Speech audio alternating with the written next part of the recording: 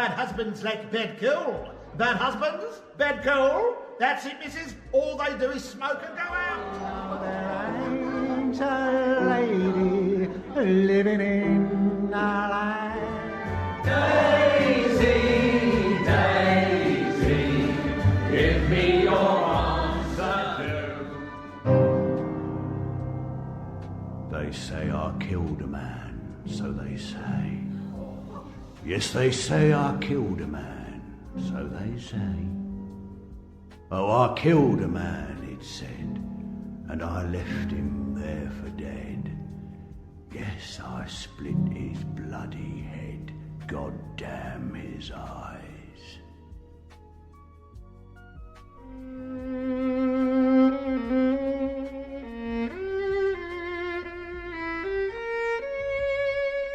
The remarkable performance of Mr. Frederick Merridew by Bert Coules, with Clive Merrison as Sherlock Holmes and Andrew Sachs as Dr. John Watson, and featuring Hugh Bonville as Merridew. The remarkable performance of Mr. Frederick Merridew.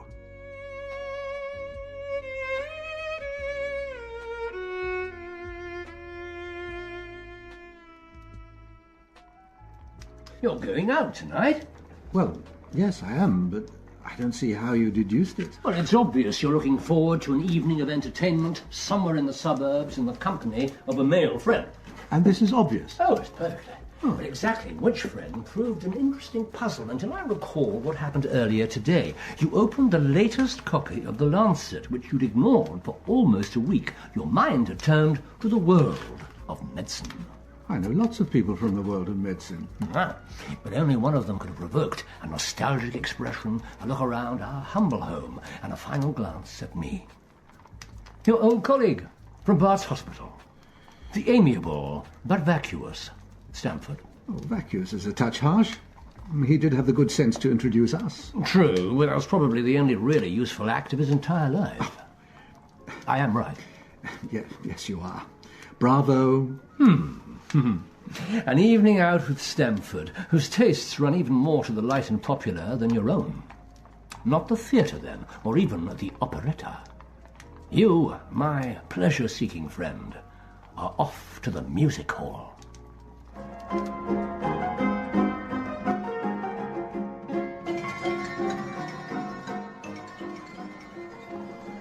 All right, Stamford.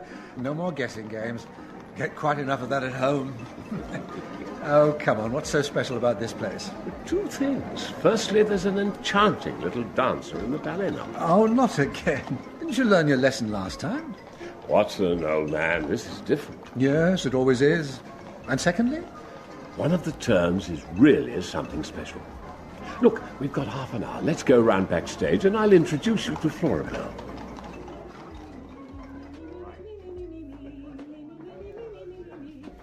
You know, you've changed since the old days. Sometimes I have to remind myself that I ever was a medical student. Seems like a lifetime ago. You haven't changed.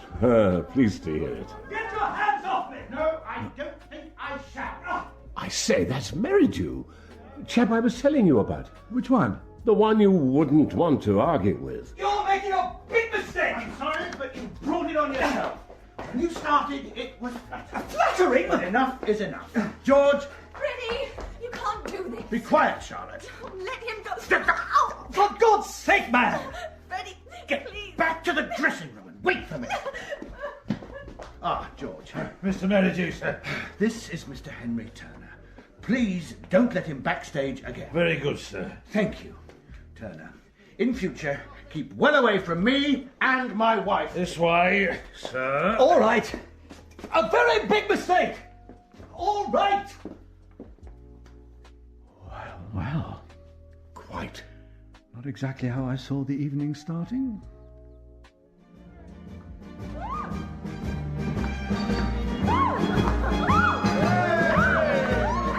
So, which one is your Florabel? There. What do you think?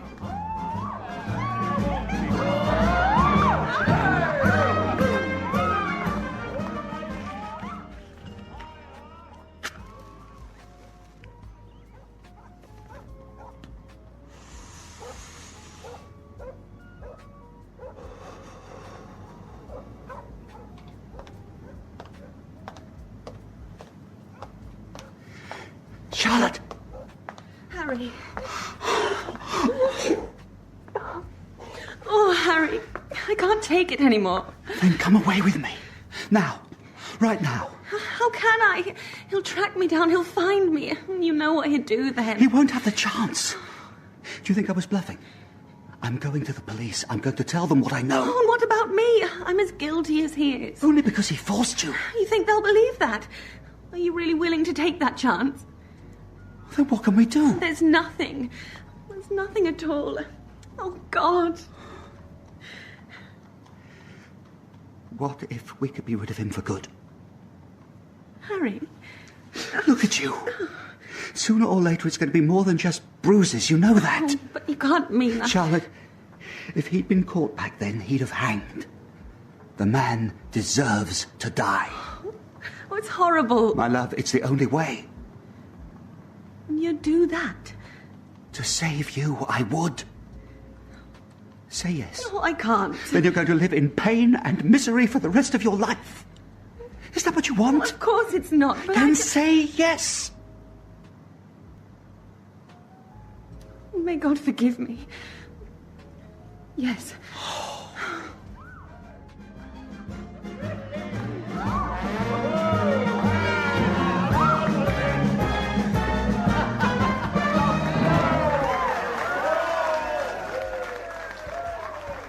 What do you think?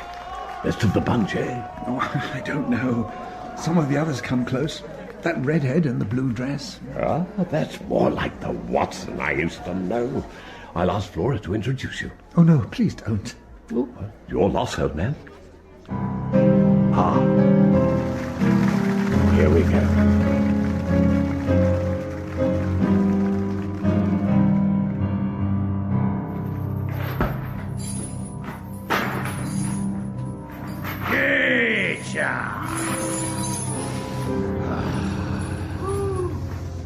Oh, my name, it is Sam Hall.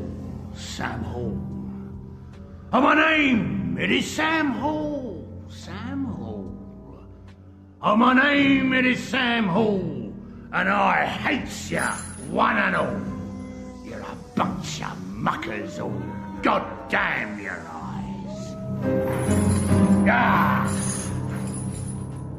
They say I killed a man. So they say. Yes, they say I killed a man, so they say. Oh, I killed a man, it said. Then I left him there for dead. Yes, I split his bloody head. God damn his eyes. And now dangling on a rope I must go. Yes, dangling on a rope I must go. I'll be swinging to and fro while you people down below yell up, Sam, we told you so. God damn your eyes. Yeah. My name, it is Sam Hall. Sam Hall. Yes, my name, it is Sam Hall. Sam Hall. My name is Samuel, and I'll see you all in hell. And I'll watch you roast as well. God damn your eyes!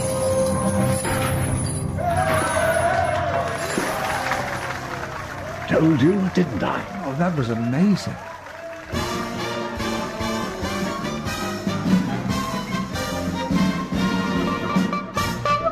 Now, tell me this. What's the difference between a ruined boot and tune of arc? One's made of wood, the other's made of Orleans. Right, tell me this. Come on, time for a drink.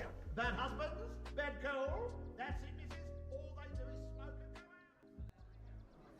and go out. You know, I've met murderers. I've looked into the eyes of men who knew they were going to hang. He really has it right. That combination of defiance and despair.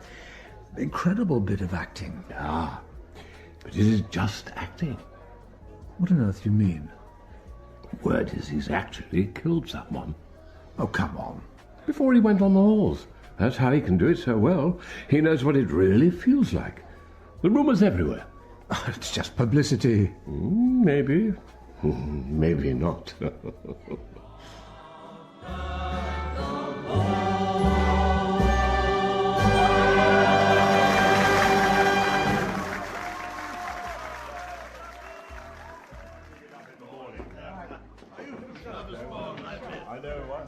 Oh, that was a damn good show. Thank you. Knew you'd enjoy it. Now, where's she hiding? I wonder how long Merridew's here. I'd like Holmes to catch him. Sherlock Holmes in a music hall? No, maybe you're right. What the devil? Help! Help me! Charlotte, what's the matter? Is it Turner? Freddie, he's got a gun. Stay here. No! Freddie! Oh, my lord. Oh, Mrs. Merridew. It's all right. I've got you. There you are, my dear. Sit yourself down. Thank you. What's going on? Who's been murdered? Mrs. Merridew? George, stay with her. Stamford, come with me. Where the deuce have they gone? Stamford, the window's open. What's out there? It's just an alleyway, I think. I can't see a thing. It's black as pitch. There could be streets away by now. God almighty! How do we get out there? Quickly, man! Quiet! Pass me one of those lanterns. Yes, sir. Thank you. Stamford, come with me. Right. The rest of you, wait here. Careful. Ground's like ice. Rotting food and God knows what else. Look, Oh, no. it's Merridew. Here, take the lantern. Is he dead? No, he's still breathing. There's no blood. Surely he didn't just faint. I think he fell and cracked his head on the flagstone. Watch where you're standing. What's wrong? Yes. Either that's Turner's gun or Merridew had one too. Mr. Merridew. No, don't try to speak. Is he badly hurt? Save your strength. I had to stop him. What? He fired at me. Had to stop him. Aimed for his legs. Had to stop him before he fired again. His legs. Pulse is almost gone. We need help here! Yes, sir. Well, get him inside. Brace his feet and keep him warm. Stamford, give me the light. Come on, stay close.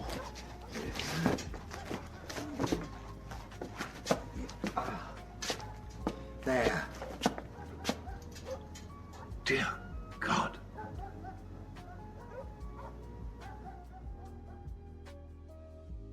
You check Merridew. I'll talk to his wife. Right. Oh, where the devil is she? George! Where's Mrs. Merridew? Must have wandered off, sir. I told you to stay with her. Freddie! Where's my husband? Mrs. Merridew. Where is he? Freddie! You shouldn't be wandering about. What's happened? Something's happened. Someone said there was shooting. Freddie! Mrs. Merridew, please, stay calm. Your husband hasn't been shot. He hasn't? No. Oh, thank God.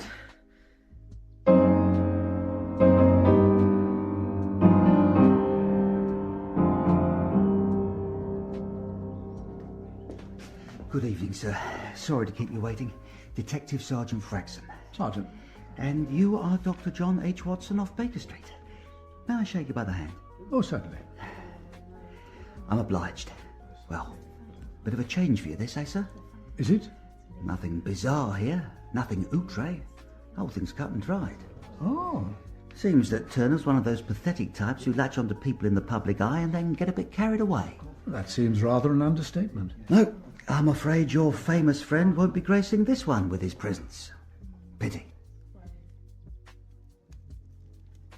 A night at the music hall can be more interesting than I realised. Here. Oh, thank you. Good health. Health? Oh, that's good. Oh, carry on with your reconstruction of events. Frakson's reconstruction. You disagree? Well, it's reasonable enough on the face of it. Turner lost his nerve. Possibly when he saw the gun in Merridew's hand. Yes. Anyway, he escaped through the window, the way he got in, and Merridew chased him. Shots were exchanged, Turner was killed, and then something happened which culminated in Merridew being knocked senseless. According to Frankson, he started to run towards Turner to see how badly he was hurt.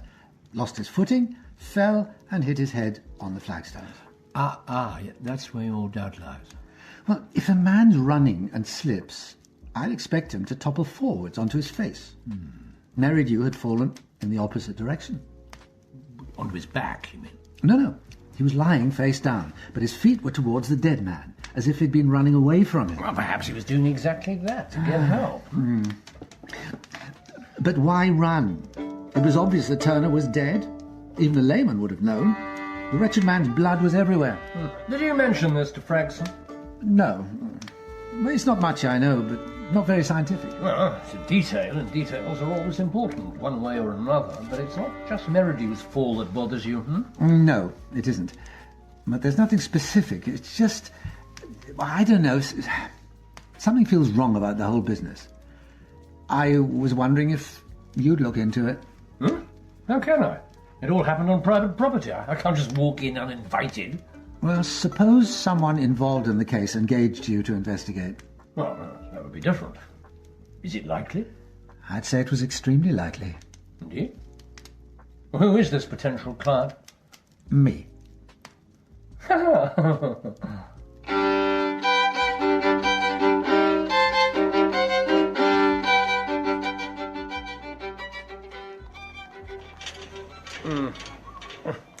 It's firmly locked and not been opened for a long time, but a substantial gap in the railings and some definite traces on the ground. Yes, this is where Turner got in and where he was hoping to get out. Well, Frankson used almost exactly the same words. They must be putting something in the tea down at Scotland Yard. Yes, you're right. It's like walking on goose fat. Yes. Turner's body lay here. Yes. Obsession that escalated to violence. And presumably, Merridew anticipated it since he'd already obtained a gun. But he didn't need to. Detective Sergeant Frankson. Mr. Sherlock Holmes. Mr. Holmes, this is a very great pleasure, sir. Frankson, what did you mean about the gun? Merridew didn't have to get it. He already had one. He and his wife used to be Billy Madison and Maisie, Wild West sharpshooters extraordinaire. Fascinating. It's about the only thing that is. I'm afraid there's nothing here to interest you, sir. Straightforward affair from start to finish. Then why are you here? To collect the final bit of evidence. Couldn't find it in the dark.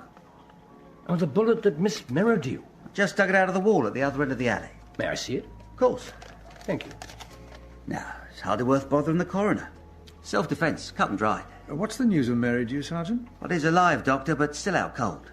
Isn't that a bit odd, just from a crack on the head? Oh, it's not unheard of. There can be any number of complications. Where is he? There's a cottage hospital just around the corner. Oh, how very convenient. Thank you. Sir, Mrs. Merridew's there as well. She was in quite a state herself last night. Yes, shock. Perfectly normal. Quite. Well, I'm off back to the yard. Perhaps someday we'll meet on a case that's worthy of you, Mr. Holmes. Good morning to you both. Frankson. Sergeant. Right, let's see if he's left any evidence intact. Oh, the ground here is even more churned up than at the other end. Bullet hole. Yes, he dug it out with a thin-bladed knife with a serrated edge. Quite a clean job. Oh, that brickwork's in a terrible state. Yes, Frankson did well not to cause any more damage than he did. He does seem to know what he's doing. Maybe I'm completely wrong. Now, Doctor, have the courage of your convictions, even if you don't know what they are. What was the visibility like last night? Pretty poor, but better than I thought when I looked out of the window. But my eyes hadn't adjusted. Right, time for a charitable visit to the sick, I think.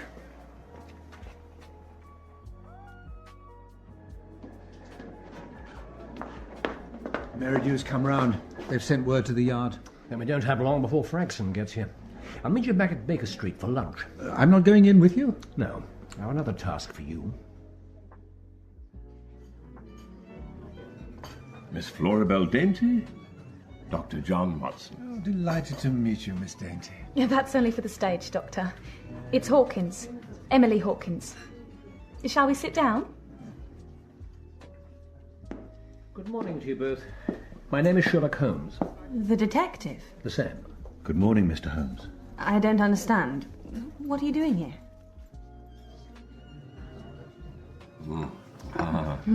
Lovely. Right. Where would you like me to start? Well, when did you first see Turner? Has he been backstage all this week? This week?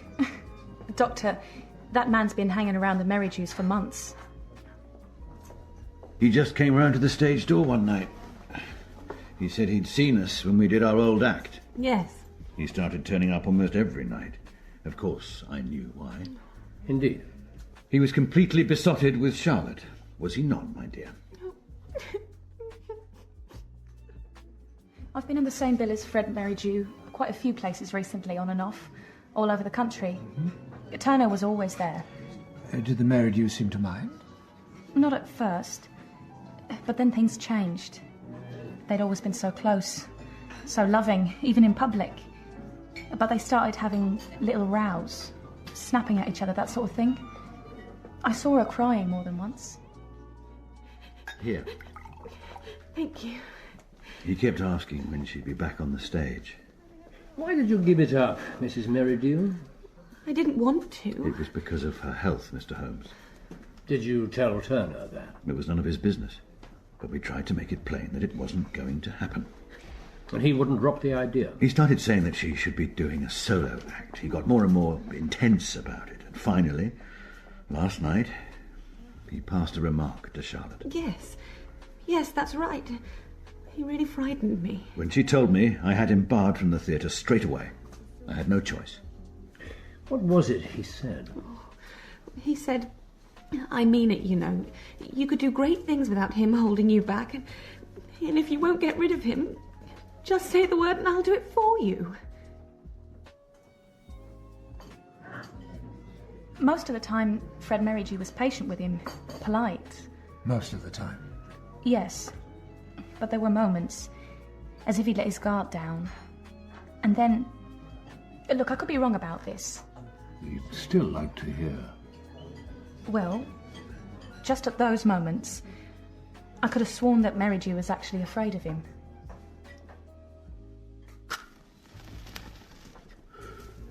Now, were you surprised when Turner returned with a gun? Thank you, Mr. Holmes. I was amazed. It was brave of you to face him. To be honest, I thought that Charlotte might have been mistaken. When you discovered that she wasn't. Frankly, he didn't look that much of a threat. He was just standing there with the gun down at his side. He didn't seem at all inclined to use it. But nonetheless, you produced a gun of your own. Have you always kept a loaded pistol in your dressing room? People on the stage attract all sorts. It's just a precaution. I thought it would intimidate him. And did it? Yes. He was out of there like a scalded cat. Well, why did you follow him? Well, to make damn sure that he kept running. Which, of course, he didn't. He fired at you and missed. And I fired back. God knows I'm not proud of that, and I'll take whatever's coming, but I swear I had no choice. He was about to shoot again. I could see the moonlight glinting on the barrel of his gun as he aimed, so I fired. And then? Well, I hate to sound even more melodramatic than I do on stage, Mr. Holmes, but then everything went blank, and I woke up here about an hour ago.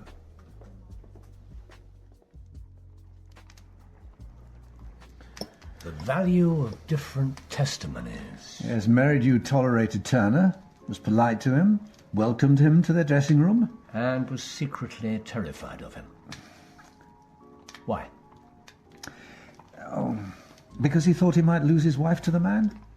No, that doesn't inspire terror. How was Merridew? Oh, fighting fit. Going back on tonight. Oh, that's not wise. You should rest. His good wife was of the same opinion. Both of you are doomed to disappointment, I'm afraid. You know, I think I'm wasting your time. Everything we've heard points to Frankson being right. And what about Merridew's fall? Maybe he really was running back for help. Well, you're suggesting that he forgot something that occurred before he banged his head. Well, it's rare, but it happens. And your general disquiet? Yeah, still there, I have to admit. Well, I have something that might add to it. Oh? Yes, at the end of my meeting with them, Charlotte Merridew went off to collect her husband's clothes, and Merridew said something extremely interesting. Good God. Mr. Merridew? I just saw something in my mind, a fleeting image. Of what? A memory or a dream. I was in the alley. I think it was the alley. And what did you see? A figure, standing in the darkness. Turner? No, not Turner. It was someone else. Someone standing much closer, standing and staring right at me. Someone... Oh, no, it's gone. It's gone. Oh, it was a dream.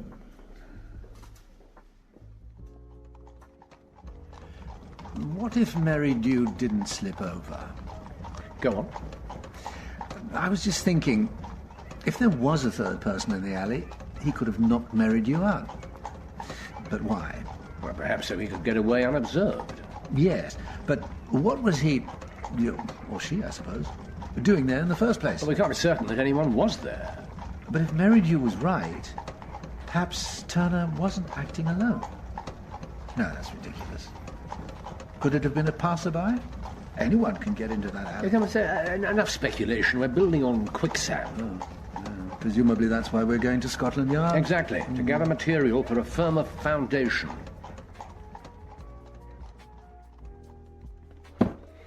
This is the one. Are you sure we should be doing this? Relax, Doctor. This establishment owes me a favour or two, and besides, Frankson's still safely at the hospital and won't be back for at least another hour. Now, let's see. Yes, the bullet from the wall. Another envelope removed from the body of Mr. Henry Turner. Signed by the surgeon and Frankson, dated and witness. Almost gives one hope for the future. Merridew's gun, I presume? Yes. Still loaded. 5 unfired bullets, 1 spent cartridge. It's exceptionally well balanced, but a trifle ostentatious. Silver-plated barrel, gold decoration on the handle. Or to look good from the stage, catch the light. Quite so. Turner's pistol. Smaller, lighter, distinctly plainer. But also with 5 live bullets and 1 discharged. Yes. Where was this lying? Did you observe? It was still in Turner's hand. His finger was on the trigger. Indeed, an interesting detail. And details are always important. One way or another, exactly. This barrel's very interesting. It says the grip. Yes, I wonder. You've seen something. What have you seen? Yes, you like that, don't you, Tilly girl? Yeah, maybe I'll join you. All hands, dry feet and rabbit on Sunday.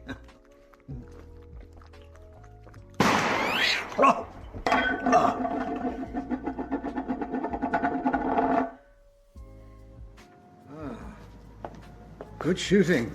Thank you. Sirs, what's going on? We're conducting an experiment. What sort of experiment? A sword with 2 parts.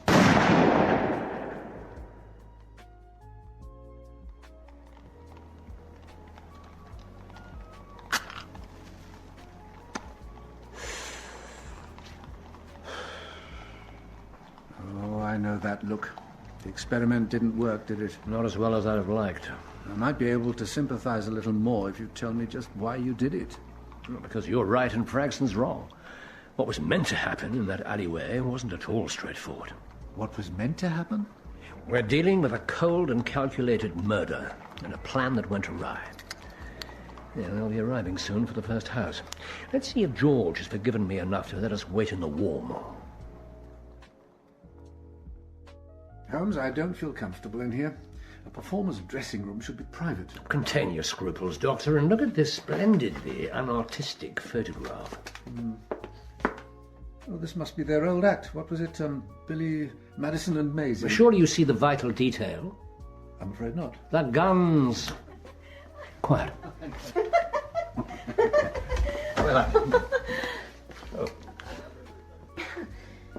George didn't tell us we had visitors. Because I asked him not to. And guaranteed obedience with the brand new bottle of gin I saw on his desk. Good evening, Mr. Holmes. Good evening. I don't believe I know you, sir. Dr. John Watson, my friend and associate.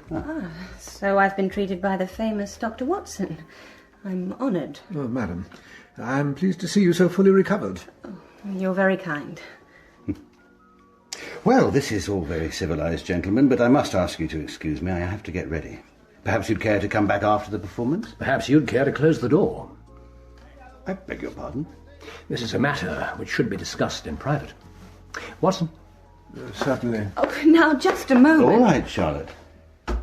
You're welcome to carry on, Mr. Holmes, as long as you don't mind if I do the same. Of course. First, the most basic fact. This whole affair was staged. Staged as carefully and precisely as any of the acts on display in the limelight. Interesting theory. No, it's no theory. Secondly, Turner's death was not an accident. It was murder. My dear Mr. Holmes, are you saying that I killed him deliberately?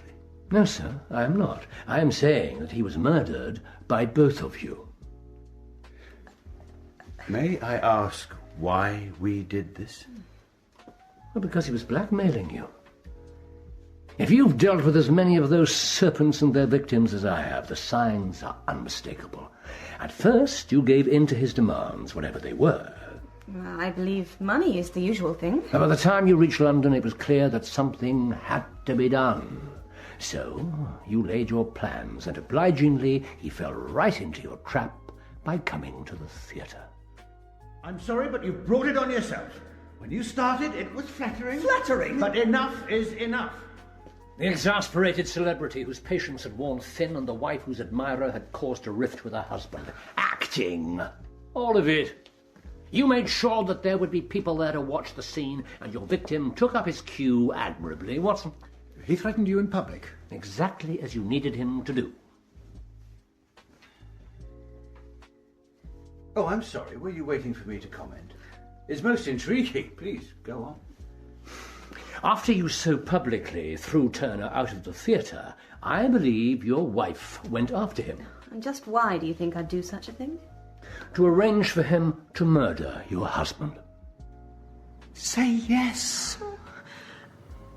Oh, may God forgive me. Yes. Tell me, did you manage to make Turner think it was his idea? That's exactly the kind of manipulative, emotional touch a woman would enjoy. Is that so? Well, it's not important. What did matter was for you to get him back to the theatre. Oh, don't tell me. Because that was the setting for the final stage of the drama. Yes? I think that Turner genuinely cared for you, Mrs. Merridew. I could see it in his eyes when your husband hurt you. Pretended to hurt her. What was the line you fed to him? That you were in love with him? That you were desperate to escape from an intolerable marriage? That you could make a murder look like something else? It's a clever strategy, that one. Don't you think so, Merridew? You have to provoke him into shooting at you. What? I'll put blanks in his revolver. Let him fire first, then you shoot back. It'll be self-defense. I'll get a gun. Oh, no need. I've got one you can use. Come to the dressing room when the top of the bill's on. He'll be in the wings drooling over the little tart. Well, there's an alley round the back. Turner arrived to collect your gun, but of course you didn't give it to him. He must have been amazed at what happened then. And now our leading man took centre stage. You appeared, dead on cue. You burst in here, and that's where you made your first mistake, Merridew. You closed the door behind you. A man was threatening your wife, you were furiously angry, and yet you stopped to close the door. You had no choice. If you left it open, everyone would have heard Turner protesting that he wasn't armed. But you were. With 2 guns, both of them fully loaded. Small wonder that Turner tried to get away. You maniac! Keep away from me! Keep back! Ah! You waited until Turner had almost reached the gate, then jumped down after him. And then you did something rather ingenious. I really must congratulate you. You fired one of the pistols into the wall behind you, which not unnaturally made Turner stop and face you. For God's sake, man! And then, calmly and deliberately and with great skill, you took the second pistol and shot him cleanly through the heart. To complete the picture, all you had to do was plant the first gun in Turner's hand. Simplicity itself, and you did it quickly and efficiently. Oh, that's good to hear. May I ask a question? Please do. This other gun, where did I get it? It was the gun your wife had promised Turner, her gun from the old act. You'd already disguised the weapon by prizing off the gold overlays and removing the thin layer of plating with abrasive. Wouldn't it have been simpler to obtain a completely new gun? And risk the purchase being traced. Ah, of course. Charlotte, this mascara's starting to go hard again. Remind me to replace it, would you? Oh, certainly, dear. Thank you. Do go on, Mr. Holmes. And then your grand plan was undone in the simplest, most commonplace manner imaginable. Watson? As you ran back to your own end of the alley, you lost your footing, fell, and cracked your head on the flagstones. And that's how I found you. You made a supreme effort to rescue the plan, forcing yourself to stay conscious just long enough to paint your false picture of what had happened. It was probably the finest performance you've ever given, and it will be your last. Well, what can I say? That was truly remarkable. A tour de force. So imaginative. The best outline for a drama I've heard in years. You deny it? Of course he denies it. Of course I deny it. Even if it were true, which it isn't. What else would you expect me to do? Break down in tears, confess? Oh, Mr. Holmes, how can I ever thank you? You've taken such a burden off my shoulders. Is that the usual response on these occasions? I have proof, scientific proof. Then I'll be fascinated to hear it. Please, the spotlight continues to be yours, and you hold it so well. Turner was found with a gun in his hand and his finger on the trigger, but only one shot had been fired. Any doctor will tell you that the muscles of the hands experience an extreme spasm at the moment of a violent death. The fists close, the fingers grip. The force is more than sufficient to pull a trigger. So where was the involuntary shot? Your argument being that since it didn't happen, the gun must have been put there after the man was dead. Very clever. Then there's Turner's bullet, the one that missed you. The depth it penetrated into the wall matched a shot I fired from 3 feet away. A bullet from 30 feet left a rather different hole in the brickwork. Now that is interesting. Excuse me. Oh, I hate this wig, but it does seem to frighten the ladies. Mr. Holmes, let's suppose that someone did plan a murder on exactly those lines. Someone intelligent, resourceful, and cunning. Don't you imagine that he... or she... Oh, Freddie, really? would take pains to check every detail in advance, by, for example, consulting a doctor on exactly what might happen to a man's hand at the point of sudden death. And if he did, I believe he would learn that cadaveric spasm, that is the correct term, Doctor? Yes, it is. Yes, that cadaveric spasm does indeed occur, but not by any means in every single case. They're so important, these little exceptions in life, don't you agree? Oh, do you know, I think I might treat myself to a different scar for a change. And those bullets. Wouldn't a truly careful murderer find a brick wall somewhere deserted, a wall much the same age and condition as the one in the alley? And wouldn't he shoot at it twice from different distances, exactly as you did? Charlotte, my dear, what do you suppose he would find? Oh, that the difference in the 2 impacts was actually remarkably small. I think you could well be right. Bluffing doesn't become you, Mr. Holmes. It really doesn't. 5 minutes, if you please, Mr. Merridew. 5 minutes. Thank you, Jimmy. Heaven knows, gentlemen, I'm no expert, but I believe the relevant phrase is reasonable doubt. Well, thank you for a most entertaining conversation. And now, if you'll excuse me...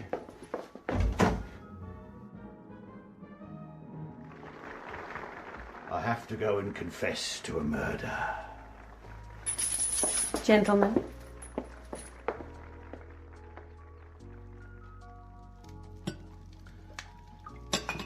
Oh, that devil take the man. There's no helping it, Watson, and that's a rather expensive brandy. How can you be so calm? It's abominable. He practically admitted it. Knowing that he was safe to do so. He's right. I can't actually prove a thing. So you were bluffing? Well, it can be a useful technique sometimes, just not this time.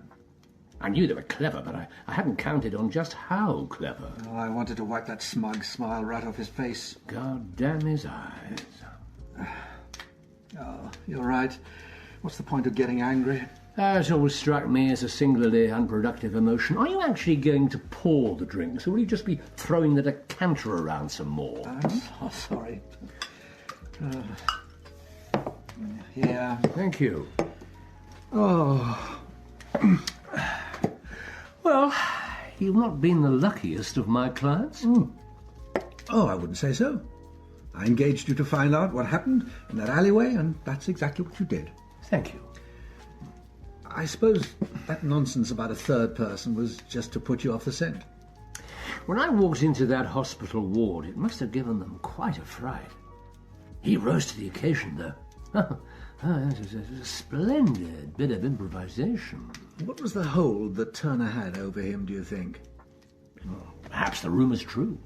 A murder in his past. Well, if that was it, then he's killed twice. And shall again. Do you think so? Merridew's a man who thrives on success, and he's just renewed his acquaintance with the greatest triumph of all. He's escaped the gallows. That's a thrill a man won't lightly abandon.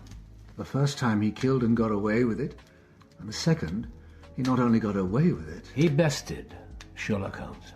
So this time the achievement was greater? And the next time will have to be greater still, or it won't be enough. It won't be satisfying. It's the curse of the addict. Greater still? What could he possibly do to top this? I don't know. But I'm rather looking forward to finding out.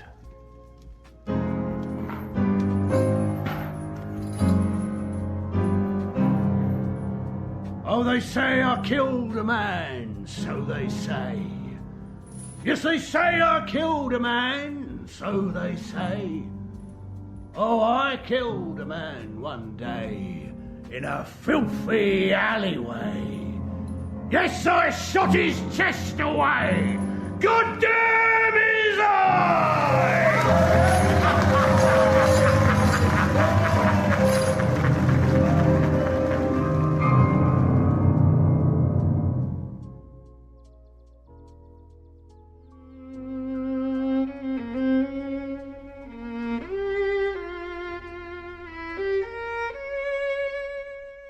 In the remarkable performance of Mr. Frederick Merridew, Sherlock Holmes was played by Clive Merrison and Dr. John Watson by Andrew Sachs.